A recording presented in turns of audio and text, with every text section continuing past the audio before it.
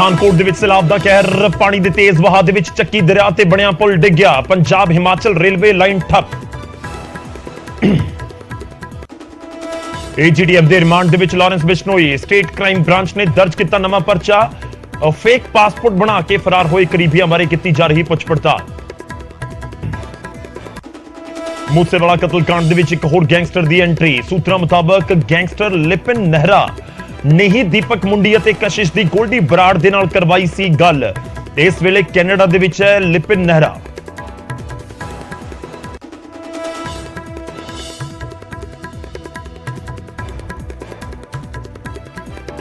ਸਵਾਲਾਂ ਦੇ ਘੇਰੇ ਦੇ ਵਿੱਚ ਮੂਸੇਵਾਲਾ ਦੀ ਹਵੇਲੀ ਦੇ ਕੋਲ ਬਣਿਆ ਘਰ ਤੇ ਲੱਗੇ ਹੋਏ ਸੀਸੀਟੀਵੀ ਕੈਮਰਿਆਂ ਤੇ ਸ਼ੱਕ। ਪੁਰਾਣੀ ਰੰਜਿਸ਼ ਦੇ ਨਾਲ ਜੋੜ ਕੇ ਦੇਖਿਆ ਜਾ ਰਿਹਾ ਮਾਮਲਾ। ਪੁਲਿਸ ਵੀ ਕਰ ਰਹੀ ਹੁਣ ਜਾਂਚ। ਮੋਗਾ ਜਬਰ ਜਨਾਹ ਕੇਸ ਦੇ ਵਿੱਚ ਪੁਲਿਸ ਨੇ ਹਿਰਾਸਤ ਦੇ ਵਿੱਚ ਲਏ 2 ਲੜਕੇ। ਇੱਕ ਲੜਕੇ ਨੇ ਅਦਾਲਤ ਦੇ ਵਿੱਚ ਕੀਤਾ ਸਰੈਂਡਰ। ਮਾਪਿਆਂ ਨੇ ਕਿਹਾ ਸਾਡਾ ਪੁੱਤ ਬੇਕਸੂਰ, ਲੜਕੀ ਦੇ ਰਹੀ ਸੀ ਖੁਦਕੁਸ਼ੀ ਕਰਨ ਦੀ ਧਮਕੀ, ਘਰੋਂ ਭਜਾ ਕੇ ਲੈ ਕੇ ਜਾਣ ਦਾ ਬਣਾ ਰਹੀ ਸੀ ਦਬਾਅ। ਅੰਮ੍ਰਿਤਸਰ ਆਈਈਡੀ ਕੇਸ ਦੇ ਵਿੱਚ ਪੰਜਾਬ ਪੁਲਿਸ ਨੇ ਮਹਾਰਾਸ਼ਟਰ ਤੋਂ ਕਾਬੂ ਕੀਤਾ ਇੱਕ ਹੋਰ ਮੁਲਜ਼ਮ। ਨਾਂਦੇੜ ਸਾਹਿਬ ਜਾਣ ਦੀ ਫਿਰਾਕ ਦੇ ਵਿੱਚ ਸੀ ਰਾਜਿੰਦਰ। ਬੰਬ ਵਾਲੀ ਘਟਨਾ ਤੋਂ ਬਾਅਦ ਪੰਜਾਬ ਤੋਂ ਹੋਇਆ ਸੀ ਫਰਾਰ। ਦਿੱਲੀ ਦੇ ਡਿਪਟੀ ਸੀਐਮ ਮਨੀਸ਼ ਸਿਸੋਦੀਆ ਨੇ ਗ੍ਰਿਫਤਾਰੀ ਦਾ ਜਤਾਇਆ ਸ਼ੱਕ। ਕਿਹਾ ਮੈਨੂੰ ਜੇਲ੍ਹ ਭੇਜਣ ਦੀ ਹੋ ਰਹੀ ਹੈ ਤਿਆਰੀ, 2 ਤੋਂ 3 ਦਿਨਾਂ ਅੰਦਰ ਕਰ ਲੈਣਗੇ ਗ੍ਰਿਫਤਾਰ। ਸੀਬੀਆਈ ਤੇ ਕਰ ਰਹੀ ਕੇਂਦਰ ਦੇ ਆਰਡਰ ਤੇ ਕੰਮ। ਅਕਾਲੀ ਦਲ ਦੀ ਅਨੁਸ਼ਾਸਨ ਕਮੇਟੀ ਦੀ ਬਾਗੀਆਂ ਨੂੰ 2 ਟੋਕ, ਨਹੀਂ ਬਦਲਿਆ ਜਾਵੇਗਾ ਪ੍ਰਧਾਨ। ਪਾਰਟੀ ਛੱਡਣ ਦੇ ਚਾਹਵਾਨ ਛੱਡ ਸਕਦੇ ਨੇ ਪਾਰਟੀ। ਸਾਬਕਾ ਮੰਤਰੀ ਭਾਰਤ ਭੂਸ਼ਣ ਆਸ਼ੂ ਦੀ ਵੱਧ ਸਕਦੀਆਂ ਨੇ ਮੁਸ਼ਕਲਾਂ। ਸੂਤਰਾਂ ਮੁਤਾਬਕ ਲੁਧਿਆਣਾ ਟੈਂਡਰ ਘੁਟਾਲੇ ਦੇ ਵਿੱਚ ਆਸ਼ੂ ਨੂੰ ਕੀਤਾ ਗਿਆ ਨਾਮਜ਼ਦ। ਕੇਸ ਦੇ ਵਿੱਚ ਸਾਬਕਾ ਮੰਤਰੀ ਦਾ ਪੀਏ ਵੀ ਹੈ ਫਰਾਰ।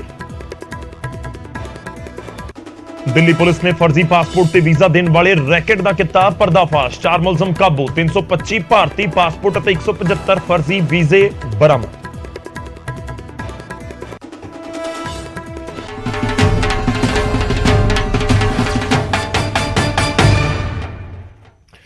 ਸਤਿ ਸ੍ਰੀ ਅਕਾਲ, ਸਵਾਗਤ ਹੈ। ਗੌਰਵ ਸ਼ੁਕਲਾ ਮੈਂ ਹਾਂ ਤੁਹਾਡੇ ਨਾਲ। ਸ਼ੁਰੂਆਤ ਕਰਨ ਜਾ ਰਹੇ ਹਾਂ। ਸਭ ਤੋਂ ਪਹਿਲਾਂ ਗੱਲ ਹੋਏਗੀ ਲਾਰੈਂਸ ਬਿਸ਼ਨੋਈ ਦੀ। ਲਾਰੈਂਸ ਦੇ ਉੱਤੇ ਪੰਜਾਬ ਪੁਲਿਸ ਲਗਾਤਾਰ ਸ਼ਿਕੰਜਾ ਕੱਸ ਰਹੀ ਹੈ ਔਰ ਸ਼ਿਕੰਜਾ ਹੁਣ ਕੱਸਿਆ ਗਿਆ ਹੈ ਇੱਕ ਨਵੇਂ ਕੇਸ ਦੇ ਜ਼ਰੀਏ। ਇਹ ਵੱਡੀ ਖਬਰ ਹੈ। ਲਾਰੈਂਸ ਬਿਸ਼ਨੋਈ ਸਿੱਧੂ ਮੂਸੇਵਾਲਾ ਕਤਲ ਕੇਸ ਦੇ ਵਿੱਚ ਮਾਸਟਰਮਾਈਂਡ ਜੋ ਪੰਜਾਬ ਪੁਲਿਸ ਦੀ ਗਿਰਫਤ ਦੇ ਵਿੱਚ ਹੈ, ਜੋ ਟ੍ਰਾਂਜ਼ਿਟ ਰਿਮਾਂਡ ਦੇ ਉੱਤੇ ਲਿਆਂਦਾ ਹੋਇਆ ਸੀ। ਔਰ ਤੁਹਾਨੂੰ ਦੱਸ ਦਈਏ ਕਿ ਏਜੀਟੀਐਫ ਦੇ ਰਿਮਾਂਡ ਦੇ ਵਿੱਚ ਇਸ ਸਮੇਂ ਲਾਰੈਂਸ ਬਿਸ਼ਨੋਈ ਹੈ। ਇੱਕ ਹੋਰ ਸ਼ਿਕੰਜਾ ਕੱਸਿਆ ਗਿਆ। 10 ਦਿਨਾਂ ਤੱਕ ਪੁੱਛ ਪੜਤਾਲ ਕਰੇਗੀ ਏਜੀਟੀਐਫ ਲਾਰੈਂਸ ਬਿਸ਼ਨੋਈ ਤੋਂ।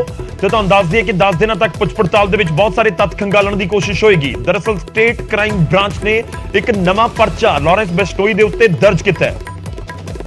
ਫੇਕ ਪਾਸਪੋਰਟ ਮਾਮਲੇ ਦੇ ਵਿੱਚ ਲਾਰੈਂਸ ਦੇ ਉੱਤੇ ਨਵਾਂ ਪਰਚਾ ਦਰਜ ਕੀਤਾ ਗਿਆ। ਫੇਕ ਪਾਸਪੋਰਟ ਬਣਾ ਕੇ ਸਚਿਨ ਬਿਸ਼ਨੋਈ ਅਤੇ ਅਨਮੋਲ ਬਿਸ਼ਨੋਈ ਇਹ ਦੋਵੇਂ ਫਰਾਰ ਹੋਏ ਅਪ੍ਰੈਲ ਦੇ ਮਹੀਨੇ ਦੇ ਵਿੱਚ। ਏਜੀਟੀਐਫ ਲਾਰੈਂਸ ਬਿਸ਼ਨੋਈ ਤੋਂ ਪੁੱਛ ਪੜਤਾਲ ਇਸ ਮੁੱਦੇ ਦੇ ਵਿੱਚ ਵੀ ਕਰ ਰਹੀ ਹੈ।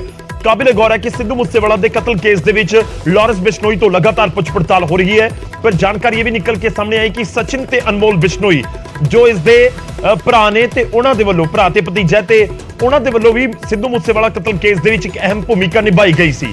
ਤੇ ਇਲਜ਼ਾਮ ਇਹੀ ਨੇ ਕਿ ਨਾਮ ਬਦਲ ਕੇ ਇਹਨਾਂ ਦੇ ਦੋਵਾਂ ਦੇ ਪਾਸਪੋਰਟ ਬਣਾਏ ਗਏ ਤੇ ਅਪ੍ਰੈਲ ਮਹੀਨੇ ਦੇ ਵਿੱਚ ਯਾਨੀ ਕਿ ਸਿੱਧੂ ਦੇ ਕਤਲ ਤੋਂ ਪਹਿਲਾਂ ਹੀ ਇੱਥੇ ਪੂਰਾ ਗੈਂਗਸਟਰਾਂ ਨੂੰ ਹਥਿਆਰ ਮੁਹੱਈਆ ਕਰਵਾਉਣ ਦਾ ਜਾਂ ਕਹੀਏ ਕਿ ਜੋ ਪੂਰੀ ਪਲੈਨਿੰਗ ਸੀ ਉਸ ਨੂੰ ਕੰਪਲੀਟ ਕਰਨ ਤੋਂ ਬਾਅਦ ਸਚਿਨ ਥਾਪਨ ਤੇ ਅਨਮੋਲ ਬਿਸ਼ਨੋਈ ਇਹ ਦੋਵੇਂ ਫਰਾਰ ਹੋ ਗਏ।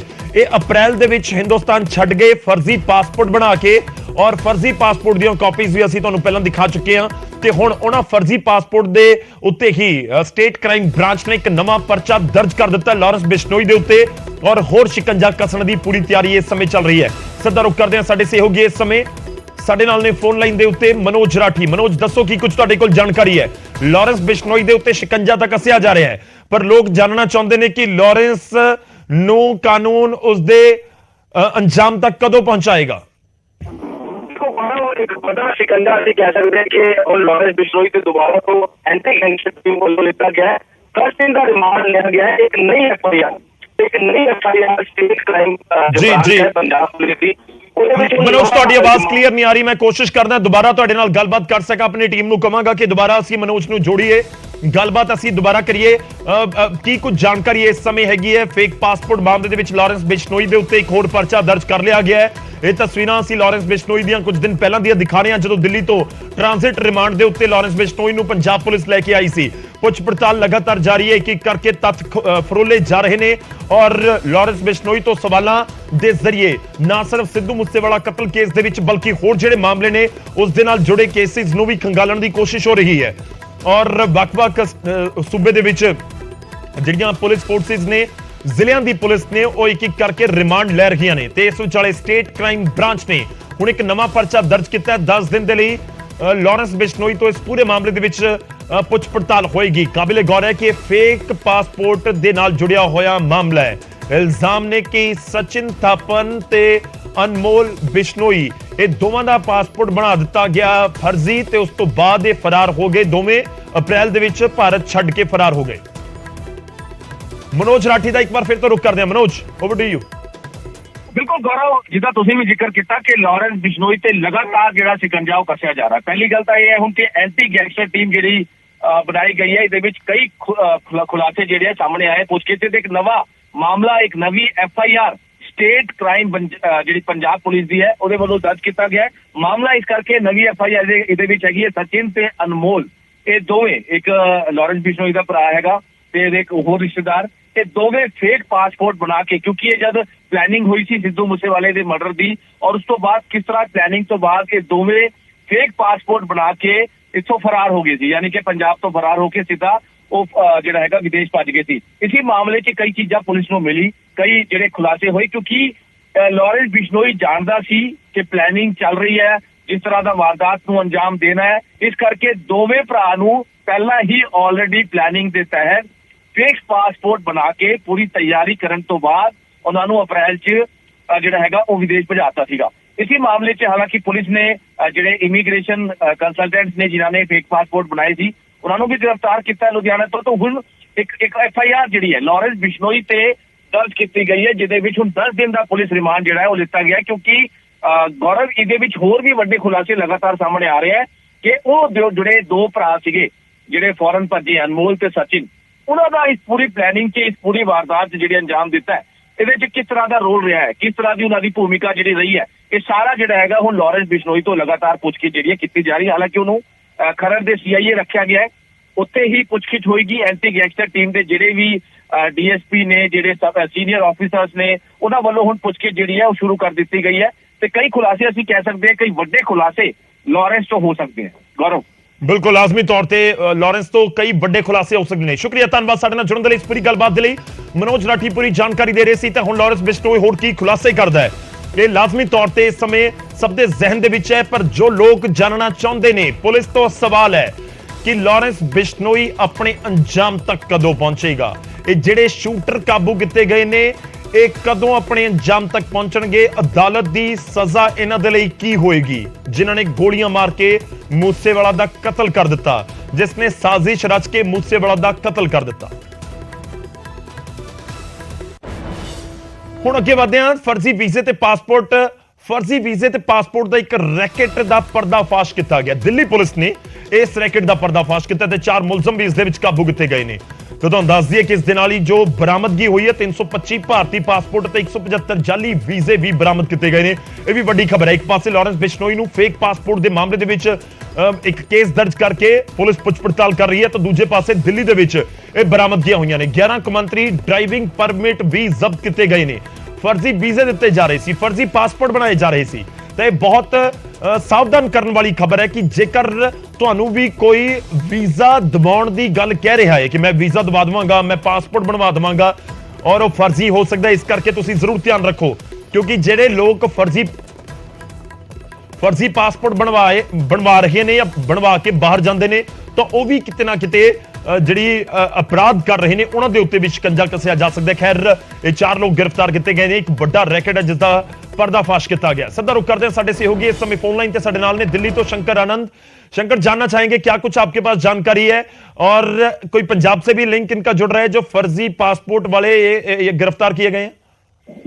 देखिए, निश्चित रूप से इस मामले पर जो मामले की जो कनेक्शन है वो पंजाब से भी जुड़ रहे हैं। हालांकि दिल्ली पुलिस की जो आईजीआई यानी कि इंदिरा गांधी अंतर्राष्ट्रीय कोर्ट जो है वहाँ की पुलिस ने इस मामले पर कार्रवाई की है और इस मामले पर 4 आरोपियों को गिरफ्तार किया गया है, जिसमें कि 12 से ज्यादा जाली स्टैम्प भी बरामद किया गया है। इंदिरा गांधी अंतर्राष्ट्रीय एयरपोर्ट पर जिस तरह से कार्रवाई की गई है, 325 से ज्यादा पासपोर्ट वो बरामद किया गया है, जिसमें कि कनाडा, अमेरिका, सिंगापुर और कई देशों के ऐसे जाली वीजा जो है वो बरामद किया गया है। इसके साथ साथ इस मामले पर राजधानी दिल्ली, हरियाणा, पंजाब का भी कनेक्शन सामने आया है। और जिस तरह से इस मामले में पंजाब कनेक्शन की अगर बात करें तो पंजाब से काफी लोगों को अब तक इसी जाली पासपोर्ट और जाली वीजा के सहारे उसे विदेश भेजा जा चुका है। तो अब उन तमाम लोगों को और उससे जुड़े हुए एजेंट को अब तलाश किया जा रहा है। इस तौर पर दिल्ली पुलिस जल्द ही इस मामले में पंजाब में भी आगे कार्रवाई अंजाम दे सकती है। जी शुक्रिया शंकर, ਧੰਨਵਾਦ ਸਾਡੇ ਨਾਲ ਜੁੜਨ ਦੇ ਲਈ ਇਸ ਪੂਰੀ ਗੱਲਬਾਤ ਦੇ ਲਈ। ਤਾਂ ਲਾਜ਼ਮੀ ਤੌਰ ਤੇ ਪੰਜਾਬ ਔਰ ਹਰਿਆਣਾ ਦੇ ਨਾਲ ਵੀ ਲਿੰਕ ਜੁੜਦੇ ਹੋਏ ਨਜ਼ਰ ਆ ਸਕਦੇ ਨੇ। ਜਿਵੇਂ ਜਿਵੇਂ ਜਾਂਚ ਅੱਗੇ ਵਧੇਗੀ ਔਰ ਜਿਹੜੇ ਫਰਜ਼ੀ ਪਾਸਪੋਰਟ ਬਰਾਮਦ ਕੀਤੇ ਗਏ ਨੇ ਇਹ ਕਿੱਥੋਂ ਦੇ ਨੇ, ਕਿਹੜੇ ਲੋਕਾਂ ਦੇ ਨੇ, ਜਿਨ੍ਹਾਂ ਦੇ ਵੀਜ਼ੇ ਲਗਵਾਏ ਜਾ ਰਹੇ ਨੇ, ਕਿਹੜੀਆਂ ਕੰਟਰੀਜ਼ ਦੇ ਨੇ ਜਿਹੜੇ ਫਰਜ਼ੀ ਵੀਜ਼ੇ ਵੀ ਬਰਾਮਦ ਕੀਤੇ ਗਏ ਨੇ, ਕਿਉਂਕਿ ਪੰਜਾਬ ਦੇ ਵਿੱਚ ਬਹੁਤ ਵੱਡੀ ਗਿਣਤੀ ਦੇ ਵਿੱਚ ਲੋਕ ਵਿਦੇਸ਼ਾਂ ਦੇ ਵਿੱਚ ਜਾਂਦੇ ਨੇ, ਵੱਖ-ਵੱਖ ਕੰਟਰੀਜ਼ ਦੇ ਵਿੱਚ, ਕੈਨੇਡਾ, ਅਮਰੀਕਾ, ਆਸਟ੍ਰੇਲੀਆ, ਦੁਬਈ ਜਾਂ ਫਿਰ ਜਿਹੜੀਆਂ ਅਰਬ ਕੰਟਰੀਜ਼ ਨੇ ਉੱਥੇ, ਹੋਰ ਵੀ ਕਈ ਦੇਸ਼ਾਂ ਦੇ ਵਿੱਚ ਜਿਹੜੇ ਪੰਜਾਬ ਦੇ ਲੋਕ ਜਾਂਦੇ ਨੇ। ਤਾਂ ਕੀ ਇਹ ਫਰਜ਼ੀ ਵੀਜ਼ੇ ਉੱਥੇ ਦੇ ਲਗਵਾਏ ਜਾ ਰਹੇ ਸੀ? ਤਾਂ ਇਹ ਜਾਂਚ ਦਾ ਵਿਸ਼ਾ ਔਰ ਉਮੀਦ ਕੀਤੀ ਜਾ ਸਕਦੀ ਹੈ ਕਿ ਜਲਦ ਸਭ ਖੁਲਾਸਾ ਹੋਵੇਗਾ।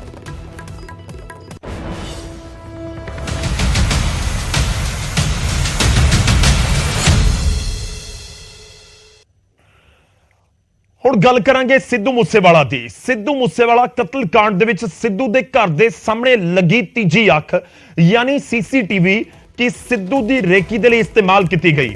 ਇਹ ਵੱਡੀ ਖਬਰ ਹੈ ਔਰ ਇੱਕ ਵੱਡਾ ਸ਼ੱਕ ਇਸ ਸਮੇਂ ਜਤਾਇਆ ਜਾ ਰਿਹਾ ਜਿਸ ਦੀ ਜਾਂਚ ਪੁਲਿਸ ਵੀ ਕਰ ਰਹੀ ਹੈ।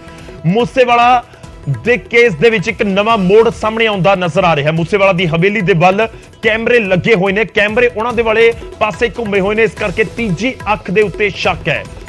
ਮੂਸੇਵਾਲਾ ਦੀ ਹਵੇਲੀ ਦੇ ਕੋਲ ਘਰ ਦੇ ਉੱਤੇ ਜੋ ਬਣਿਆ ਹੋਇਆ ਘਰ ਹੈ ਉਸ ਤੇ ਸਵਾਲ ਉੱਠ ਰਹੇ ਨੇ। ਘਰ ਦੇ ਉੱਤੇ ਲੱਗੇ ਸੀਸੀਟੀਵੀ ਕੈਮਰਿਆਂ ਦੇ ਉੱਤੇ ਸ਼ੱਕ ਜਤਾਇਆ ਜਾ ਰਿਹਾ ਹੈ। ਮੂਸੇਵਾਲਾ ਦੀ ਹਵੇਲੀ ਦੇ ਵੱਲ ਇਹ ਕੈਮਰੇ ਲਗਾਏ ਗਏ ਨੇ। ਘਰ ਦੇ ਮਾਲਕਾਂ ਦੀ ਮੂਸੇਵਾਲਾ ਦੇ ਪਰਿਵਾਰ ਦੇ ਨਾਲ ਬਣਦੀ ਨਹੀਂ। ਇਹ ਪੁਰਾਣੀ ਰੰਜਿਸ਼ ਤੁਸੀਂ ਕਹਿ ਸਕਦੇ ਹੋ ਜੋ ਦੱਸੀ ਜਾਂਦੀ ਹੈ। ਘਰ ਦੇ ਵਿੱਚ ਹੀ ਰਹਿੰਦੇ ਨੇ ਦੋ ਭਰਾ ਤੇ ਬਲਕੌਰ ਸਿੰਘ ਨੇ ਪਰਚਾ ਵੀ ਦਰਜ ਕਰਵਾਇਆ ਸੀ। ਇਲਜ਼ਾਮ ਨੇ ਕਿ 2020 ਦੇ ਵਿੱਚ ਇਹਨਾਂ ਨੇ ਮੂਸੇਵਾਲਾ ਦਾ ਗਾਣਾ ਲੀਕ ਕਰ ਦਿੱਤਾ ਸੀ ਜੋ ਉਹਨਾਂ ਦੇ ਉੱਤੇ ਇਲਜ਼ਾਮ ਲੱਗੇ ਤੇ ਇਸੇ ਰੰਜਿਸ਼ ਦੀ ਵਜ੍ਹਾ ਦੇ ਨਾਲ ਸ਼ੱਕ ਦੇ ਘੇਰੇ ਦੇ ਵਿੱਚ ਦੋਵੇਂ ਭਰਾ ਵੀ ਨੇ। ਇਹ ਵੀ ਹੈ ਕਿ ਪਰਿਵਾਰ ਮੂਸੇਵਾਲਾ ਦਾ ਪਰਿਵਾਰ ਵੀ ਸ਼ੱਕ ਜਤਾ ਚੁੱਕਿਆ ਕਿ ਜਿਹੜੇ ਸੀਸੀਟੀਵੀ ਲੱਗੇ ਨੇ ਕਿ ਇਹਨਾਂ ਦਾ ਵੀ ਇਸਤੇਮਾਲ ਕੀਤਾ ਗਿਆ ਮੂਸੇਵਾਲਾ ਦੀ ਰੇਕੀ ਕਰਨ ਦੇ ਲਈ। ਜੇ ਰੇਕੀ ਕੀਤੀ ਗਈ ਤਾਂ ਫਿਰ ਆਖਿਰ ਇਹਨਾਂ ਕੈਮਰਿਆਂ ਦੇ ਜ਼ਰੀਏ ਕੀਤੀ ਗਈ ਕਿ ਇਹਨਾਂ ਕੈਮਰਿਆਂ ਦੇ ਜ਼ਰੀਏ ਵੀ ਪਲ-ਪਲ ਦੀ ਅਪਡੇਟ ਪਹੁੰਚਾਈ ਜਾ ਰਹੀ ਸੀ। ਜਦੋਂ ਸਿੱਧੂ ਘਰੋਂ ਨਿਕਲਦਾ ਹੈ 29 ਤਰੀਕ ਨੂੰ 29 ਮਈ ਨੂੰ ਸ਼ਾਮ 5:15 ਵਜੇ ਤਾਂ ਕਿ ਇਹ ਸੀਸੀਟੀਵੀ ਦੇ ਜ਼ਰੀਏ ਵੀ ਇਨਫੋਰਮੇਸ਼ਨ ਦਿੱਤੀ ਗਈ ਕਿ ਸਿੱਧੂ ਨਿਕਲ ਚੁੱਕਾ ਹੈ। ਖੈਰ ਜਾਂਚ ਦਾ ਵਿਸ਼ਾ ਜ਼ਰੂਰ ਹੈ ਪਰ ਵਾਕਈ ਹੀ ਕਿ ਗੁਆਂਢੀਆਂ ਦੀ ਰੰਜਿਸ਼ ਇੰਨੀ ਜ਼ਬਰਦਸਤ ਹੋਵੇ ਕਿ ਕਤਲ ਤੱਕ ਚਲੇ ਜਾਣ ਜਾਂ ਫਿਰ ਜਿਹੜੀ ਰੇਕੀ ਹੋ ਰਹੀ ਸੀ ਉਸ ਦੇ ਵਿੱਚ ਮਦਦ ਕਰ ਦਿੱਤੀ ਜਾਵੇ। ਘਰ ਦੇ ਸਾਹਮਣੇ ਲੱਗਿਆ ਸੀਸੀਟੀਵੀ ਕੈਮਰਾ ਤਸਵੀਰ ਦੇ ਵਿੱਚ ਤੁਹਾਨੂੰ ਨਜ਼ਰ ਆ ਰਿਹਾ। ਮੂਸੇਵਾਲਾ ਦੇ ਘਰ ਦੇ ਬਿਲਕੁਲ ਸਾਹਮਣੇ ਘਰ ਹੈ ਔਰ ਆਮ ਤੌਰ ਤੇ ਕਈ ਵਾਰ ਗਵਾਂਢੀਆਂ ਦੇ ਵਿੱਚ ਬਣਦੀ ਨਹੀਂ ਹੁੰਦੀ। ਆਮ ਤੌਰ ਤੇ ਕਈ ਵਾਰ ਗਵਾਂਢੀਆਂ ਦੇ ਵਿੱਚ ਕਿਸੇ ਨਾ ਕਿਸੇ ਗੱਲ ਨੂੰ ਲੈ ਕੇ ਤਕਰਾਰ ਹੋ ਜਾਂਦੀ ਹੈ ਔਰ ਤਕਰਾਰ ਫਿਰ ਲੰਬੇ ਵੇਲੇ ਤੱਕ ਚੱਲਦੀ ਰਹਿੰਦੀ ਹੈ, ਖਿੱਚਦੀ ਰਹਿੰਦੀ ਹੈ। ਤੇ ਇੱਥੇ ਵੀ ਉਹੀ ਮਾਮਲਾ ਨਜ਼ਰ ਆ ਰਿਹਾ ਕਿ ਇੱਕ ਰੰਜਿਸ਼ ਪੁਰਾਣੀ ਸੀ। ਉਸ ਤੋਂ ਬਾਅਦ 2020 ਦੇ ਵਿੱਚ ਇੱਕ ਪਰਚਾ ਦਰਜ ਕਰਵਾ ਦਿੱਤਾ ਗਿਆ, ਗਾਣਾ ਲੀਕ ਕਰਨ ਦੇ ਇਲਜ਼ਾਮ ਲਗਾ ਦਿੱਤੇ ਗਏ ਤੇ ਉਸ ਸਮੇਂ ਤੋਂ ਹੀ ਕਿਤੇ ਨਾ ਕਿਤੇ ਇਹਨਾਂ ਦੋਵੇਂ ਪਰਿਵਾਰਾਂ ਦੇ ਵਿੱਚ ਰੰਜਿਸ਼ ਚੱਲਦੀ ਆ ਰਹੀ ਸੀ। ਤਾਂ ਹੁਣ ਮੂਸੇਵਾਲਾ ਦੇ ਕਤਲ ਦੇ ਵਿੱਚ ਕੀ ਇਹਨਾਂ ਸੀਸੀਟੀਵੀ ਕੈਮਰਿਆਂ ਨੇ ਇਹ ਸਾਹਮਣੇ ਵਾਲੀ ਕੋਠੀ ਨੇ ਕੋਈ ਅਹਿਮ ਰੋਲ ਅਦਾ ਕਰ ਦਿੱਤਾ? ਇਹ ਇੱਕ ਵੱਡਾ ਸਵਾਲ ਲਾਜ਼ਮੀ ਤੌਰ ਤੇ ਹੈ।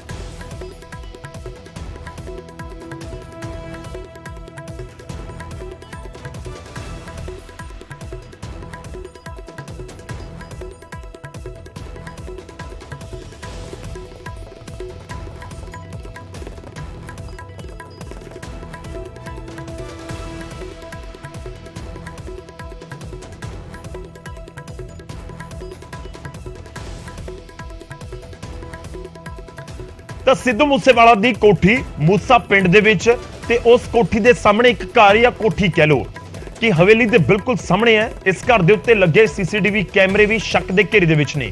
ਕਤਲ ਤੋਂ ਪਹਿਲਾਂ ਮੂਸੇਵਾਲਾ ਦੀ ਰੇਕੀ ਹੋਈ। ਸਵਾਲ ਇਹ ਹੈ ਕਿ ਇਹਨਾਂ ਸੀਸੀਟੀਵੀ ਕੈਮਰਿਆਂ ਦੇ ਜ਼ਰੀਏ ਹੀ ਰੇਕੀ ਹੋਈ ਜਿਨ੍ਹਾਂ ਦੇ ਨਾਲ ਮੂਸੇਵਾਲਾ ਦੇ ਉੱਤੇ ਨਜ਼ਰ ਰੱਖੀ ਗਈ। ਮੂਸੇਵਾਲਾ ਦੇ ਪਰਿਵਾਰ ਦੇ ਵਿੱਚ ਇਹ ਸਵਾਲ ਖੜੇ ਹੋਏ ਨੇ। ਹੁਣ ਪੁਲਿਸ ਵੀ ਜਾਂਚ ਕਰ ਰਹੀ ਹੈ। ਸਿੱਧੂ ਮੂਸੇਵਾਲਾ ਦੇ ਕਤਲ ਮਾਮਲੇ ਵਿੱਚ ਜੋ ਨਵੀਂ ਅਪਡੇਟ ਦੀ ਗੱਲ ਕਰਦੇ ਆ ਉਹ ਇਹਨਾਂ ਕੈਮਰਿਆਂ ਤੋਂ ਸ਼ੁਰੂਆਤ ਹੁੰਦੀ ਹੈ ਕਿ ਸਿੱਧੂ ਮੂਸੇਵਾਲਾ ਦੇ ਹਵੇਲੀ ਦੇ ਸਾਹਮਣੇ ਇੱਕ ਘਰ ਹੈ ਜੋ ਬੰਦ ਦੱਸਦੇ ਸੀ ਕਿ ਘਰ ਬੰਦ ਹੈ, ਪਰ ਉਹਨਾਂ ਨੇ ਜਿਹੜੇ ਕੈਮਰੇ ਲਾਏ ਹੋਏ ਹੈ ਸਿੱਧੂ ਮੂਸੇਵਾਲਾ ਦੀ ਰੈਕੀ ਕਰਨ ਵਾਸਤੇ ਉਹ ਕੈਮਰੇ ਲੱਗੇ ਹੋਏ ਹੈ। ਹਾਲਾਂਕਿ ਨਿਊਜ਼ 18 ਵੱਲੋਂ ਇੱਥੇ ਆ ਕੇ ਦੇਖਿਆ ਗਿਆ ਘਰ ਹੈ ਜਿਹੜਾ ਬਿਲਕੁਲ ਖੁੱਲ੍ਹਾ ਹੈ, ਉਹ ਇੱਥੇ ਹੀ ਰਹਿੰਦੇ ਹੈ ਤੇ ਜਿਸ ਦਾ ਜ਼ਿਕਰ ਕੀਤਾ ਜਾ ਰਿਹਾ ਹੈ ਅਵਤਾਰ ਤੇ ਜਗਤਾਰ ਦਾ, ਜੋ ਦੱਸਦੇ ਹੈ ਕਿ ਮੋਹਾਲੀ ਦੇ ਹੋਮਲੈਂਡ ਵਿੱਚ ਰਹਿੰਦੇ ਹੈ। ਜਗਤਾਰ ਦਾ ਭਰਾ ਅਵਤਾਰ ਸਿੰਘ ਤੇ ਉਹਨਾਂ ਦਾ ਪੂਰਾ ਪਰਿਵਾਰ ਇੱਥੇ ਇਸੇ ਘਰ ਵਿੱਚ ਮੌਜੂਦ ਹੈ। ਸਿਰਫ ਜਗਤਾਰ ਸਿੰਘ ਹੈ ਜਿਹੜਾ ਉਹ ਚੰਡੀਗੜ੍ਹ ਰਹਿੰਦਾ ਹੈ। ਜਗਤਾਰ ਸਿੰਘ ਨਾਲ ਵੀ ਸਾਡੀ ਹੁਣੀ ਗੱਲ ਹੋਈ ਹੈ ਤੇ ਉਹਨਾਂ ਨੇ ਪੁਲਿਸ ਨੂੰ ਵੀ ਉਹਨਾਂ ਨੇ ਬੁਲਾਇਆ ਸੀਗਾ ਤੇ ਪੁਲਿਸ ਦੀ ਜਾਂਚ ਵਿੱਚ ਸ਼ਾਮਲ ਹੋਇਆ, ਜਿਹੜਾ ਕਹਿੰਦੇ ਵੀ ਘਰ ਬੰਦ ਹੈ, ਬਿਲਕੁਲ ਖੁੱਲ੍ਹਾ ਘਰ ਤੇ ਇੱਥੇ ਰਹਿੰਦੇ ਹੈ। ਜੇਕਰ ਸਿੱਧੂ ਮੂਸੇਵਾਲੇ ਦੀ ਹਵੇਲੀ ਦੀ ਗੱਲ ਕੀਤੀ ਜਾਵੇ, ਹਵੇਲੀ ਇੱਥੋਂ ਲਗਭਗ 200 ਮੀਟਰ ਦੀ ਦੂਰੀ ਤੇ ਹੈ ਤੇ ਜਿਹੜੇ ਕੈਮਰੇ ਹੈ ਇਹ ਕੈਮਰੇ ਬਿਲਕੁਲ ਉਹ ਸੜਕ ਤੱਕ ਜਿਹੜੇ ਕਵਰ ਕਰ ਸਕਦੇ ਆ, ਉਹ ਵੀ ਬਹੁਤ ਕਲੀਅਰ ਨਹੀਂ। ਪਰਿਵਾਰ ਨਾਲ ਸਾਡੀ ਇਸ ਪਰਿਵਾਰ ਨਾਲ ਗੱਲ ਹੋਈ ਹੈ, ਉਹਨਾਂ ਨੇ ਕਿਹਾ ਕਿ ਜਦੋਂ ਮੂਸੇ ਪਿੰਡ ਦੇ ਵਿੱਚ 2 ਕਤਲ ਹੋ ਜਾਂਦੇ ਆ ਉਦੋਂ ਪੁਲਿਸ ਨੇ ਇਹ ਚੈਕਿੰਗ ਵੀ ਕੀਤੀ ਸੀ ਤੇ ਕਿਹਾ ਸੀਗਾ ਕਿ ਤੁਸੀਂ ਬਾਹਰ ਬੈਠੇ ਹੋ ਤੇ ਇਹ ਜਿਹੜੇ ਕੈਮਰੇ ਆ ਇੱਥੇ ਲਗਵਾ ਲਓ ਤਾਂ ਕਿ ਕੋਈ ਵਾਰਦਾਤ ਹੁੰਦੀ ਹੈ ਤਾਂ ਪੁਲਿਸ ਨੂੰ ਸਹਾਇਤਾ ਹੈ ਜਿਹੜੀ ਮਿਲ ਸਕੇ, ਕਿਉਂਕਿ ਸਿੱਧੂ ਮੂਸੇਵਾਲੇ ਦੀ ਉਸ ਟਾਈਮ ਹਵੇਲੀ ਹੈ ਜਿਹੜੀ ਤਿਆਰ ਨਹੀਂ ਹੋਈ ਸੀ, ਉੱਥੇ ਕੈਮਰੇ ਨਹੀਂ ਲੱਗੇ ਹੋਏ ਸੀ। ਜਿੱਥੋਂ ਤੱਕ ਇਸ ਮਾਮਲੇ ਨਾਲ ਸੰਬੰਧਿਤ ਹੈ, ਮੇਰੀ ਐਸਐਸਪੀ ਮਾਨਸਾ ਨਾਲ ਵੀ ਗੱਲ ਹੋਈ ਹੈ, ਉਹਨਾਂ ਨੇ ਕਿਹਾ ਕਿ ਉਹ ਇਸ ਮਾਮਲੇ ਦੀ ਜਾਂਚ ਕਰ ਰਹੇ ਹੈ ਤੇ ਜਗਤਾਰ ਸਿੰਘ ਦੇ ਭਰਾ ਅਵਤਾਰ ਸਿੰਘ ਦਾ ਕਹਿਣਾ ਹੈ, ਉਹਨਾਂ ਨੇ ਦੱਸਿਆ ਕਿ ਪੁਲਿਸ ਨੇ ਉਹਨਾਂ ਨੂੰ ਕਈ ਵਾਰ ਬੁਲਾ ਕੇ ਪੁੱਛਗਿੱਛ ਕੀਤੀ ਹੈ ਤੇ ਉਹਨਾਂ ਦੇ ਮੋਬਾਈਲ ਹੈ ਜਿਹੜੇ ਉਹ ਵੀ CIA ਸਟਾਫ ਦੇ ਵਿੱਚ ਪਏ ਹੈ। ਇਹ 2 ਮਹੀਨਿਆਂ ਤੋਂ ਸਿਲਸਿਲਾ ਚੱਲ ਰਿਹਾ ਹੈ। ਇਹ ਮੈਂ ਦਿਖਾਵਾਂਗਾ, ਕੈਮਰਾਮੈਨ ਨੂੰ ਕਹੂੰਗਾ ਕਿ ਕੈਮਰੇ ਦਿਖਾ ਦੇਣ। ਇਹਨਾਂ ਦੇ ਵਿੱਚੋਂ ਕੁਝ ਕੈਮਰੇ ਨਵੇਂ ਹੈ ਤੇ ਪੁਲਿਸ ਨੇ ਇਹਨਾਂ ਦੀ ਡਾਇਰੈਕਸ਼ਨ ਹੈ ਜਿਹੜੀ ਉਹ ਇਸ ਕਰਕੇ ਚੇਂਜ ਕਰਵਾਤੀ ਸੀ ਕਿ ਜਿਹੜੇ ਘਰ ਹੈ ਇਹ ਖੇਤਾਂ ਦੇ ਵਿੱਚ ਹੈ, ਇਸ ਕਰਕੇ ਜੇ ਕੋਈ ਘਟਨਾ ਹੁੰਦੀ ਹੈ ਤਾਂ ਇਹਨਾਂ ਤੋਂ ਜਿਹੜੀ ਫੁਟੇਜ ਹੈ ਉਹ ਪ੍ਰਾਪਤ ਹੈ ਜਿਹੜੀ ਕੀਤੀ ਜਾ ਸਕੇ। ਸਿੱਧੂ ਮੂਸੇਵਾਲੇ ਦਾ ਘਰ ਇੱਥੋਂ ਲਗਭਗ 150-200 ਦੇ ਕਰੀਬ ਹੈ ਜਿਹੜਾ ਫੁੱਟ ਤੇ ਹੈਗਾ ਤੇ ਇਸ ਜਿਹੜੇ ਕੈਮਰਿਆਂ ਦੀ ਰੇਂਜ ਹੈ ਉਹ 100 ਮੀਟਰ ਦੱਸੀ ਜਾ ਰਹੀ ਹੈ ਤੇ ਇਸ ਤੋਂ ਪਹਿਲਾਂ 2020 ਦੇ ਵਿੱਚ ਇੱਕ FIR ਹੈ ਜਿਹੜੀ ਉਹ ਦਰਜ ਹੁੰਦੀ ਹੈ। ਉਹ ਕਮਰਪਾਲ ਤੇ ਜਗਤਾਰ ਸਿੰਘ, ਅਵਤਾਰ ਸਿੰਘ ਤੇ ਕਨਵਰਪਾਲ ਦੇ ਪਿਤਾ ਤੇ ਉਹ 47 ਜਿਹੜੇ ਗੀਤ ਹੈ, ਦੋਸ਼ ਹੈ ਵੀ ਇਹਨਾਂ ਦੀ ਜਿਹੜੀ ਇੱਕ ਮਿਊਜ਼ਿਕ ਕੰਪਨੀ ਹੈ ਉਹਨਾਂ ਨੇ ਲੀਕ ਕੀਤੇ ਹੈ। ਇਹ ਜਿਹੜੀ FIR ਦਰਜ ਹੋਈ ਸੀ, ਉਸ ਤੋਂ ਬਾਅਦ ਸਿੱਧੂ ਦਾ ਪਿਤਾ ਹੈ ਜਿਹੜੇ ਲਗਾਤਾਰ ਇਹ ਕਹਿੰਦੇ ਸੀ ਕਿ ਇਸ ਕਤਲ ਦੇ ਵਿੱਚ ਉਸ ਦੇ ਕੁਝ ਨਿੱਜੀ ਦੋਸਤ ਹੈ ਜਿਹੜੇ ਉਹ ਵੀ ਸ਼ਾਮਲ ਹੋ ਸਕਦੇ ਆ। ਇਸ ਕਰਕੇ ਇਹ ਮਾਮਲਾ ਹੁਣ ਤੂਲ ਫਕੜਦਾ ਜਾ ਰਿਹਾ ਹੈ ਕਿ ਉਹ ਦੋਸਤ ਕਿਹੜੇ ਹੈ, ਕਿਉਂਕਿ ਜਗਤਾਰ ਸਿੰਘ ਹੈ ਜਿਹੜਾ ਇੱਕ ਮਿਊਜ਼ਿਕ ਕੰਪਨੀ ਚਲਾਉਂਦਾ ਸੀ, ਉਸ ਦੇ ਜਿਹੜੇ 47 ਗੀਤ ਹੈ ਉਸ ਕੰਪਨੀ ਦੇ ਕੋਲੇ ਹੋ ਸਕਦੇ ਆ। ਇਹ ਸ਼ੱਕ ਹੈ ਜਿਹੜਾ ਸਿੱਧੂ ਦੇ ਪਿਤਾ ਨੇ ਪ੍ਰਗਟ ਕੀਤਾ ਸੀ, ਕਿਉਂਕਿ ਇਹ ਵੀ ਮਿਊਜ਼ਿਕ ਕੰਪਨੀ ਚਲਾਉਂਦੇ ਆ ਤੇ ਉਸ ਟਾਈਮ ਗੀਤ ਦੇ ਪੋਸਟਰ ਵੀ ਹੈ ਜਿਹੜੇ ਆ ਚੁੱਕੇ ਸੀ। ਇਸ ਕਰਕੇ ਇਸ ਕਤਲ ਦੀ ਕੜੀ ਹੈ ਜਿਹੜੀ ਇਹ ਜਿਹੜੇ ਕੈਮਰੇ ਲੱਗੇ ਆ ਇਸ ਨਾਲ ਜੋੜਨ ਦੀ ਜਿਹੜੀ ਹੈ ਉਹ ਲਗਾਤਾਰ ਚੱਲ ਰਹੀ ਹੈ, ਜੋ ਕਿਉਂਕਿ ਲਗਾਤਾਰ ਜਾਂਚ ਦੀ ਮੰਗ ਕਰ ਰਹੇ ਹੈ ਕਿ ਇਹਨਾਂ ਜਿਹੜੇ ਕੈਮਰਿਆਂ ਦੀ ਜਾਂਚ ਕਰਵਾਵੇ,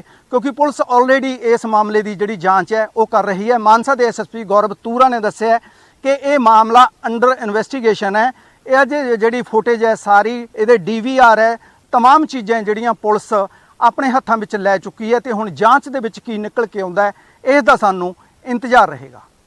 ਬਲਦੇਵ ਸ਼ਰਮਾ, ਨਿਊਜ਼ 18, ਮੂਸਾ, ਮਾਨਸਾ। ਤਾਂ ਸਿੱਧੂ ਮੂਸੇਵਾਲਾ ਕਤਲ ਕੇਸ ਦੇ ਵਿੱਚ ਜਾਂਚ ਅੱਗੇ ਵਧ ਰਹੀ ਹੈ ਤਾਂ ਇਹ CCTV ਕਿੰਨਾ ਕੁ ਮੋੜ ਲੈ ਕੇ ਆਉਣਗੇ ਇਸ ਪੂਰੀ ਕਹਾਣੀ 'ਚ ਕਿ ਸੰਦੀਪ ਕੇਕੜਾ ਸਿਰਫ ਮੋਹਰਾ ਸੀ, ਅਸਲੀ ਜਿਹੜੀ ਰੇਕੀ ਹੈ ਉਹਨਾਂ ਕੈਮਰਿਆਂ ਦੇ ਜ਼ਰੀਏ ਹੋ ਰਹੀ ਸੀ। ਪੁਲਿਸ ਇਸ ਦੇ ਉੱਤੇ ਜ਼ਰੂਰ ਜਾਂਚ ਕਰ ਰਹੀ ਹੈ। ਅੱਗੇ ਵਧਦਿਆਂ ਤਾਂ ਲੈ ਕੇ ਚੱਲਦੇ ਹਾਂ। ਰਾਜਾ ਵੜਿੰਗ ਇਸ ਸਮੇਂ ਪ੍ਰੈਸ ਕਾਨਫਰੰਸ ਕਰ ਰਹੇ ਨੇ।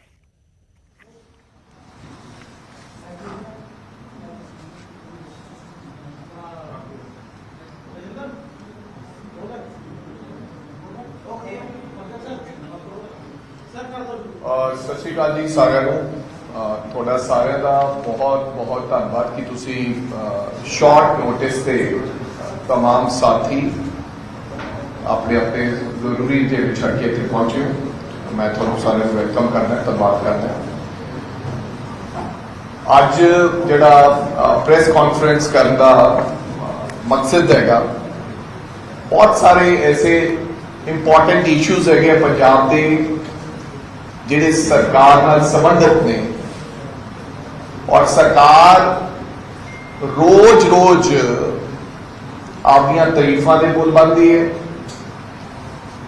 ਔਰ ਦੂਜਿਆਂ ਨੂੰ ਬਦਨਾਮ ਕਰਨ ਦੀ ਕੋਸ਼ਿਸ਼ ਕੀਤੀ ਜਾਂਦੀ ਹੈ। ਸੋ ਉਹਨਾਂ तमाम ਇਸ਼ੂਜ਼ ਦੇ ਉੱਤੇ ਅਸੀਂ ਚਾਹੁੰਦੇ ਹਾਂ ਕਿ ਪੰਜਾਬ ਦੀ ਜਨਤਾ ਨੂੰ, ਪੰਜਾਬ ਦੇ ਲੋਕਾਂ ਨੂੰ ਤੁਹਾਡੇ ਰਾਹੀਂ ਚਾਨਣਾ ਪਾਇਆ ਜਾਵੇ ਕਿ ਕੀ ਬਦਲਾਅ ਦੇ ਰੂਪ ਦੇ ਵਿੱਚ ਔਰ ਜਿਸ ਤਰ੍ਹਾਂ ਦਾ ਢੰਗ ਤਰੀਕੇ ਵਰਤ ਕੇ ਪੰਜਾਬ ਦੇ ਲੋਕਾਂ ਨੂੰ, ਪੰਜਾਬ ਦੀ ਜਨਤਾ ਨੂੰ ਆਮ ਆਦਮੀ ਪਾਰਟੀ ਦੁਆਰਾ ਮੂਰਖ ਬਣਾਇਆ ਜਾ ਰਿਹਾ ਹੈ, ਉਹ ਸਾਰੀਆਂ ਚੀਜ਼ਾਂ ਅਸੀਂ ਜਨਤਕ ਕਰੀਏ, ਤੁਹਾਡੇ ਸਾਹਮਣੇ ਲੈ ਕੇ ਆਈਏ। ਇਸ ਕਰਕੇ ਅੱਜ ਅਸੀਂ ਇਹ ਪ੍ਰੈਸ ਕਾਨਫਰੰਸ ਬੁਲਾਈ ਗਈ। ਮੈਂ ਸਾਡੇ ਸਾਥੀ ਸੀਐਲਪੀ ਦੇ ਲੀਡਰ ਸਰਦਾਰ ਪ੍ਰਤਾਪ ਸਿੰਘ ਬਾਜਵਾ ਜੀ ਨੂੰ ਕਹੂੰਗਾ ਕਿ ਉਹ ਤੁਹਾਡੇ ਨਾਲ ਪਹਿਲਾਂ ਕੁਝ ਜ਼ਰੂਰੀ ਇਸ਼ੂਜ਼ ਦੇ ਉੱਤੇ ਤੁਹਾਡੇ ਨਾਲ ਗੱਲ ਕਰਨਗੇ, ਉਸ ਤੋਂ ਬਾਅਦ ਮੈਂ ਆਪਣੀ ਗੱਲ ਰੱਖਾਂ।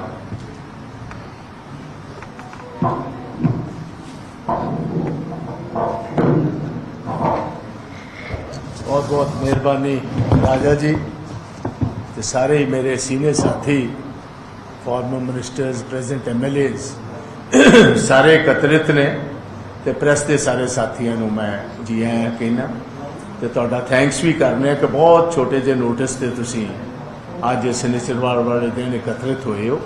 मसले क्योंकि बहुत गंभीर ने, उहदे वास्ते तुहानूं जानकारी देनी बहुत जरूरी सी। सो सारिਆਂ ਨੂੰ ਪਹਿਲਾਂ चंद दिनों के विच असी सारे ये फैसला किया पार्टी वालों कि ऑनरेबल गवर्नर साहब को असी वक्त मंग रहे हैं, जिदन भी वो देंगे टाइम।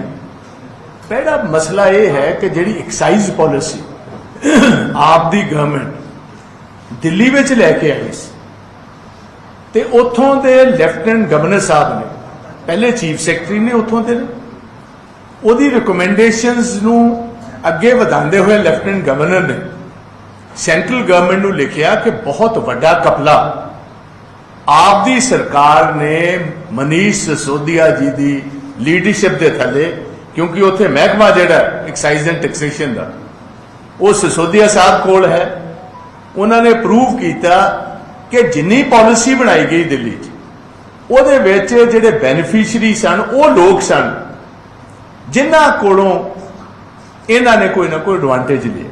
सो केस CBI को चला गया, CBI को केस चलते आप दी गवर्नमेंट ने वो पुरानी जी नवी पॉलिसी सी उन्होंने विड्रॉ किया, पुरानी पॉलिसी ते फेरे चलन लग पे। सो ओदी जिहड़ी है इंक्वायरी CBI कर रही।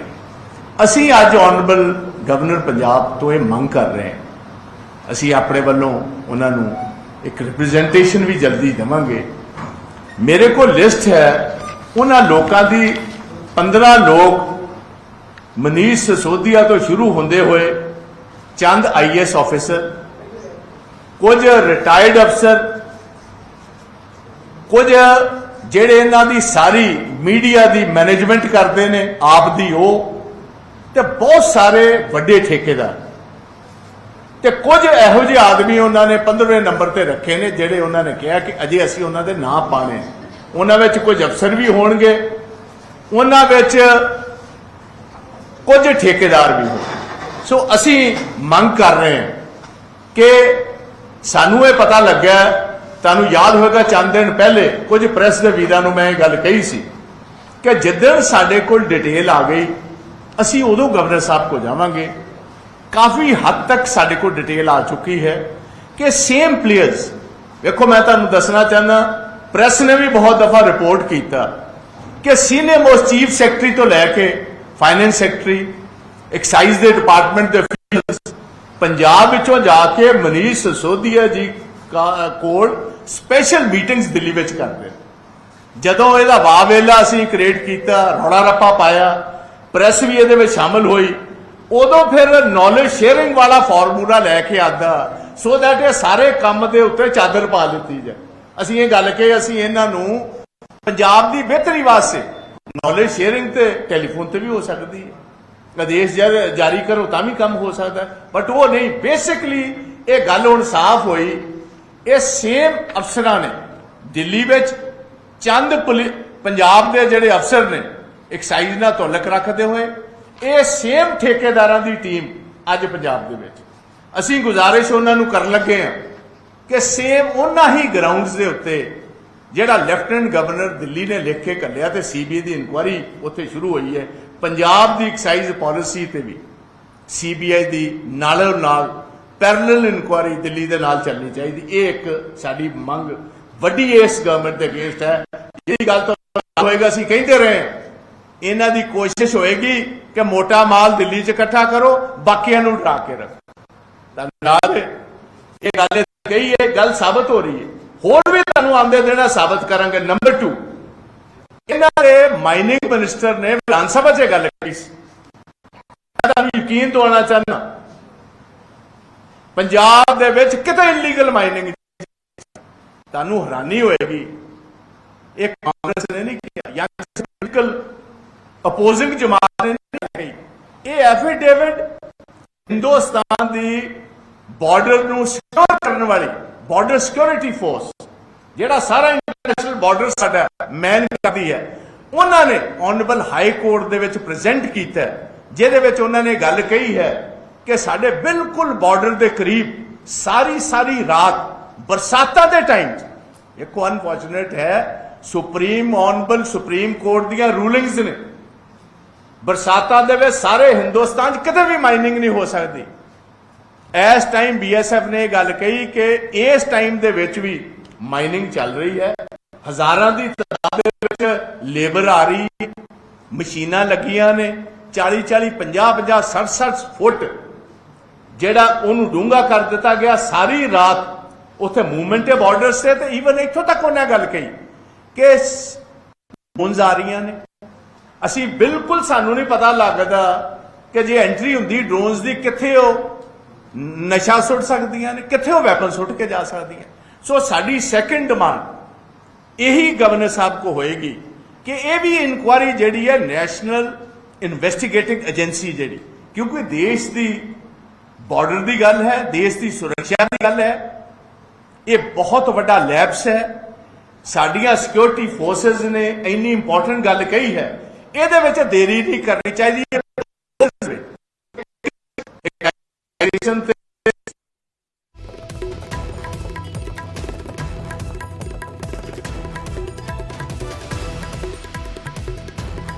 ਪੰਜਾਬ ਕਾਂਗਰਸ ਦੀ ਪ੍ਰੈਸ ਕਾਨਫਰੰਸ, ਜਿਸ ਦੇ ਵਿੱਚ ਵਿਰੋਧੀਆਂ ਦੇ ਉੱਤੇ ਇਸ ਸਮੇਂ ਨਿਸ਼ਾਨੇ ਸਾਧੇ ਜਾ ਰਹੇ ਨੇ, ਸਰਕਾਰ ਦੇ ਉੱਤੇ, ਆਮ ਆਦਮੀ ਪਾਰਟੀ ਦੀ ਸਰਕਾਰ ਨੂੰ ਘੇਰਿਆ। ਔਰ ਇਹ ਪ੍ਰੈਸ ਕਾਨਫਰੰਸ ਦੀਆਂ ਤਸਵੀਰਾਂ ਦੱਸਣ ਦੇ ਲਈ ਕਾਫੀ ਨੇ ਕਿ ਪੂਰੀ ਕਾਂਗਰਸ, ਪੰਜਾਬ ਕਾਂਗਰਸ ਦੀ ਲੀਡਰਸ਼ਿਪ ਇਕੱਠੇ ਆ ਕੇ ਪ੍ਰੈਸ ਕਾਨਫਰੰਸ ਕਰ ਰਹੀ ਹੈ। ਇਸ ਦੇ ਵਿੱਚ ਕਾਂਗਰਸ, ਪੰਜਾਬ ਕਾਂਗਰਸ ਦੇ ਵੱਡੇ ਚਿਹਰੇ ਤੁਹਾਨੂੰ ਤਕਰੀਬਨ ਸਾਰੇ ਨਜ਼ਰ ਆ ਰਹੇ ਨੇ। ਪ੍ਰਤਾਪ ਬਾਜਵਾ, ਰਾਜਾ ਵੜਿੰਗ, ਬ੍ਰਹਮ ਮਹਿੰਦਰਾ, ਓਪੀ ਸੋਨੀ, ਸੁਖਜਿੰਦਰ ਸਿੰਘ ਰੰਧਾਵਾ, ਸਾਰੇ ਤਕਰੀਬਨ ਵੱਡੇ ਚਿਹਰੇ ਜਿਹੜੇ ਪੰਜਾਬ ਕਾਂਗਰਸ ਦੇ ਹੈਗੇ ਨੇ, ਉਹ ਇਕੱਠੇ ਨਜ਼ਰ ਆ ਰਹੇ ਨੇ। ਔਰ ਮੋਰਚਾ ਖੋਲ ਦਿੱਤਾ ਗਿਆ ਇੱਕ ਤਰੀਕੇ ਨਾਲ ਪੰਜਾਬ ਸਰਕਾਰ ਦੇ ਖਿਲਾਫ। ਔਰ ਮੁੱਦਾ ਇਸ ਸਮੇਂ ਜਿਹੜੇ ਇਲਜ਼ਾਮ ਲਗਾਏ ਜਾ ਰਹੇ ਨੇ ਮਾਈਨਿੰਗ ਤੋਂ ਲੈ ਕੇ ਵੱਖ-ਵੱਖ ਚੀਜ਼ਾਂ ਨੂੰ ਲੈ ਕੇ, ਮਾਈਨਿੰਗ ਦੀ ਜਾਂਚ ਕਰਵਾਉਣ ਦੇ ਕਿ ਜਿਹੜੀ ਮਾਈਨਿੰਗ ਹੋ ਰਹੀ ਹੈ ਪੰਜਾਬ ਦੇ ਵਿੱਚ, ਉਸ ਦੀ ਜਾਂਚ ਕਰਵਾਉਣੀ ਜ਼ਰੂਰੀ ਹੈ। ਤਾਂ ਪੰਜਾਬ ਕਾਂਗਰਸ ਦੀ ਪ੍ਰੈਸ ਕਾਨਫਰੰਸ ਅਸੀਂ ਤੁਹਾਨੂੰ ਦਿਖਾ ਰਹੇ ਹਾਂ। ਪ੍ਰਤਾਪ ਬਾਜਵਾ ਤੇ ਰਾਜਾ ਵੜਿੰਗ ਇਸ ਸਮੇਂ ਵਰਦੇ ਹੋਏ ਪੰਜਾਬ ਸਰਕਾਰ ਦੇ ਉੱਤੇ ਨਜ਼ਰ ਆ ਰਹੇ ਨੇ ਤੇ ਕਹਿ ਰਹੇ ਨੇ ਕਿ ਪੰਜਾਬ ਦੇ ਵਿੱਚ ਨਜਾਇਜ਼ ਮਾਈਨਿੰਗ ਚੱਲ ਰਹੀ ਹੈ। ਦਰਅਸਲ ਜਿਹੜਾ ਪੁਲ ਪਠਾਨਕੋਟ ਦੇ ਵਿੱਚ ਡਿੱਗਿਆ, ਉਸ ਨੂੰ ਲੈ ਕੇ ਕੁਝ ਦਿਨ ਪਹਿਲਾਂ ਇੱਕ ਚਿੱਠੀ ਲਿਖੀ ਜਾਂਦੀ ਹੈ ਰੇਲਵੇ ਦੇ ਵੱਲੋਂ, ਤੇ ਉਸ ਦੇ ਵਿੱਚ ਜ਼ਿਕਰ ਕੀਤਾ ਜਾਂਦਾ ਹੈ, ਪੰਜਾਬ ਸਰਕਾਰ ਨੂੰ ਲਿਖੀ ਚਿੱਠੀ ਦੇ ਵਿੱਚ ਜ਼ਿਕਰ ਕੀਤਾ ਜਾਂਦਾ ਹੈ ਕਿ ਮਾਈਨਿੰਗ ਹੋ ਰਹੀ ਹੈ, ਉਸ ਦੀ ਵਜ੍ਹਾ ਦੇ ਨਾਲ ਪੁਲ ਕਮਜ਼ੋਰ ਹੋ ਰਹੇ ਨੇ ਔਰ ਇਹ ਦਿੱਕਤਾਂ ਦੀ ਵਜ੍ਹਾ ਬਣ ਸਕਦੇ ਨੇ। ਪੁਲ ਡਿੱਗ ਗਿਆ ਔਰ ਹੁਣ ਉਸ ਦੇ ਪਿੱਛੇ ਵਜ੍ਹਾ ਦੱਸੀ ਜਾ ਰਹੀ ਹੈ ਕਿ ਪੁਲ ਦੇ ਜਿਹੜੇ ਪਿੱਲਰ ਸੀਗੇ ਜਿਨ੍ਹਾਂ ਦੇ ਉੱਤੇ ਪੁਲ ਖੜਿਆ ਹੁੰਦਾ ਹੈ, ਉਸ ਦੇ ਆਲੇ ਦੁਆਲੇ ਮਾਈਨਿੰਗ ਕੀਤੀ ਗਈ ਔਰ ਜਿਹੜੀ ਮਾਈਨਿੰਗ ਹੋ ਰਹੀ ਸੀ ਉਸ ਦਾ ਨਤੀਜਾ ਇਹ ਹੋਇਆ ਕਿ ਪੁਲ ਬਿਲਕੁਲ, ਉਸ ਦੇ ਪਿੱਲਰ ਬਿਲਕੁਲ ਖਾਲੀ ਕਰ ਦਿੱਤੇ ਗਏ। ਹਰ ਪਾਸੇ ਤੋਂ ਜਿਹੜੇ ਗੈਰ ਕਾਨੂੰਨੀ ਮਾਈਨਿੰਗ ਕਰਨ ਵਾਲੇ ਨੇ ਉਹਨਾਂ ਨੇ ਮਾਈਨਿੰਗ ਇੰਨੀ ਜ਼ਿਆਦਾ ਕੀਤੀ ਤੇ ਜਿਹੜਾ ਪਾਣੀ ਦਾ ਵਹਾਅ, ਫਿਰ ਪੁਲ ਉਸ ਨੂੰ ਝੱਲ ਨਹੀਂ ਸਕਿਆ ਤੇ ਉਹ ਪੁਲ ਡਿੱਗ ਗਿਆ। ਉਸ ਪੁਲ ਨੂੰ ਆਧਾਰ ਬਣਾ ਕੇ ਵੀ ਇਸ ਸਮੇਂ ਕਾਂਗਰਸ ਸੂਬਾ ਸਰਕਾਰ ਦੇ ਖਿਲਾਫ ਮੋਰਚਾ ਖੋਲ ਰਹੀ ਹੈ। पंजाब कांग्रेस की प्रेस कॉन्फ्रेंस ਅਸੀਂ ਤੁਹਾਨੂੰ ਦਿਖਾ ਰਹੇ ਹਾਂ ਕੋਸ਼ਿਸ਼ ਕਰਾਂਗੇ ਇੱਕ ਵਾਰ ਫਿਰ ਤੋਂ ਸੁਣਵਾ ਸਕੀਏ ਕੀ ਕੁਝ ਕਹਿ ਰਹੇ ਨੇ ਔਰ ਕੁਝ ਹੀ ਪਲਾਂ ਦੇ ਵਿੱਚ ਉਹ ਪੁਲ ਦੀਆਂ ਤਸਵੀਰਾਂ ਵੀ ਤੁਹਾਡੀ ਟੀਵੀ ਸਕਰੀਨ ਦੇ ਉੱਤੇ ਹੋਣਗੀਆਂ ਜਿਹੜਾ ਪੁਲ ਡਿੱਗਿਆ ਔਰ ਜਿਸ ਪੁਲ ਨੂੰ ਲੈ ਕੇ ਇਸ ਸਮੇਂ ਕਾਂਗਰਸ ਨੇ ਸਰਕਾਰ ਦੇ ਖਿਲਾਫ ਮੋਰਚਾ ਖੋਲ੍ਹਿਆ ਹੈ ਹਰਿਆਣਾ ਕੇਪੀ ਸਿੰਘ ਵੀ ਤੁਹਾਨੂੰ ਨਜ਼ਰ ਆ ਰਹੇ ਹੋਣਗੇ ਸਾਬਕਾ ਸਪੀਕਰ ਨਜ਼ਰ ਆ ਰਹੇ ਨੇ ਤਾਂ ਵੱਡੇ ਚਿਹਰੇ ਪੰਜਾਬ ਕਾਂਗਰਸ ਦੇ ਇਸ ਸਮੇਂ ਪ੍ਰੈਸ ਕਾਨਫਰੰਸ ਕਰਦੇ ਨਜ਼ਰ ਆ ਰਹੇ ਨੇ ਕੋਸ਼ਿਸ਼ ਸੀ ਇੱਕ ਪੁਰਾਣੀ ਟੈਕਨੀਕ ਹੈ ਜਿਹੜੀ ਆਪ ਨੇ ਦਿੱਲੀ ਵਿੱਚ ਅਡਾਪਟ ਕੀਤੀ ਹੈ ਕਿ ਪਹਿਲੇ ਆਪਣਾ ਬੱਕਰਾ ਕੋਈ ਝਟਕਾਓ ਫਿਰ ਬਾਕੀਆਂ ਨੂੰ ਬਦਨਾਮ ਕਰੋ ਇਹ ਤੁਹਾਨੂੰ ਯਾਦ ਹੋਏਗਾ ਕਾਂਗਰਸ ਭਵਨ ਤੇ ਪਹਿਲੇ ਹੀ 45 ਦਿਨ ਪਹਿਲੇ ਮੈਂ ਦੱਸਿਆ ਸੀ ਕੋਈ ਇੱਕ ਦੋ ਆਪਣੇ ਬੱਕਰੇ ਝਟਕਾਣਗੇ ਫਿਰ ਬਾਕੀਆਂ ਦੇ ਦੁਆਲੇ ਹੋਣ ਦੀ ਇਹ ਕੋਸ਼ਿਸ਼ ਕਰਨਗੇ ਇਹ ਇੱਕ ਸੋਚੀ ਸਮਝੀ ਸਾਜ਼ਿਸ਼ ਦੀ ਇਹ ਸਾਰਾ ਕੰਮ ਇਹਨਾਂ ਦਾ ਚੱਲ ਹੁਣ ਨਵਾਂ ਆ ਗਿਆ ਜੇ ਪਠਾਨ ਮਾਜਰਾ ਕੰਮ ਵੀ ਪਠਾਨਾਂ ਵਾਲੇ ਕੀਤੇ ਨੇ ਉਹ ਮੈਂ ਪੁੱਛਣਾ ਤੁਹਾਨੂੰ ਭਗਵੰਤ ਮਾਨ ਜੀ ਕੁਝ ਹੁਣ ਤੇ ਬੋਲੋ ਪੋਲੀਟੀਕਲ ਬੰਦੇ ਤੇ ਨੌਜਵਾਨ ਪੀੜ੍ਹੀ ਵਿੱਚ ਉਹਨਾਂ ਨੂੰ ਇੱਕ ਰਸਤਾ ਵਿਖਾਉਣ ਵਾਸਤੇ ਚਾਨਣ ਮਨਿਆਰਾ ਹੁੰਦੇ ਨੇ ਜਿਹਦੀ ਵਾਈਫ ਖੁਦ ਇਹੋ ਜਿਹੇ ਵੱਡੇ ਇਲਜ਼ਾਮ ਲਗਾ ਰਹੀ ਹੈ ਅਡਲਟਰੀ ਦੇ ਨਸ਼ੇ ਦੇ ਵੇਚਣ ਦੇ ਕਈ 19-21 ਦੇ ਅੱਜ ਪਠਾਨ ਮਾਜਰਾ ਨੂੰ ਅਜੇ ਤੱਕ ਜਮਾਤ ਕਿਉਂ ਰੱਖਿਆ ਤੁਸੀਂ ਉਹਨੂੰ ਸੱਦਿਆ ਤੁਸੀਂ ਉਸ ਨੂੰ ਅਜੇ ਤੱਕ ਮਾਰਚਿੰਗ ਆਰਡਰ ਕਿਉਂ ਨਹੀਂ ਦਿੱਤੇ ਤੁਸੀਂ ਬਾਕੀ ਤੇ ਛੋਟੇ-ਛੋਟੇ ਬੰਦਿਆਂ ਨੂੰ ਕਿ ਉਹਨਾਂ ਦੀਆਂ ਬਿਆਨ ਲੈ ਕੇ ਇੱਥੇ ਚੰਗੇ ਬੰਦਿਆਂ ਨੂੰ ਆਪਣੇ ਹੱਥ ਵਿੱਚ ਕਰਕੇ ਜ਼ਲੀਲ ਕਰਨ ਦੀ ਕੋਸ਼ਿਸ਼ ਕਰਦੇ ਹੋ ਮੈਂ ਪੁੱਛਣਾ ਚਾਹੁੰਦਾ ਕੀ ਤੁਹਾਡੀ ਵਿਜੀਲੈਂਸ ਨੇ ਇਹੀ ਮੈਂ ਅੱਜ chief of the vigilance Varinder Kumar ji ਨੂੰ ਪੁੱਛਣਾ ਵਰਿੰਦਰ ਕੁਮਾਰ ਜੀ ਉਹ ਪਠਾਨ ਮਾਜਰਾ ਤੇ ਗਿਆ ਸੀ ਦੁਬਈ ਦੇ ਵਿੱਚ ਜਿਹੜਾ 500 ਕਰੋੜ ਦੀ ਜਾਇਦਾਦ ਦੀ ਇੱਕ ਦੇ ਬਿਲਡਰ ਭੱਜੇ ਨੇ ਜ਼ੀਰਕਪੁਰ ਤੇ ਉਹਨਾਂ ਨੂੰ ਮਿਲਣ ਵਾਸਤੇ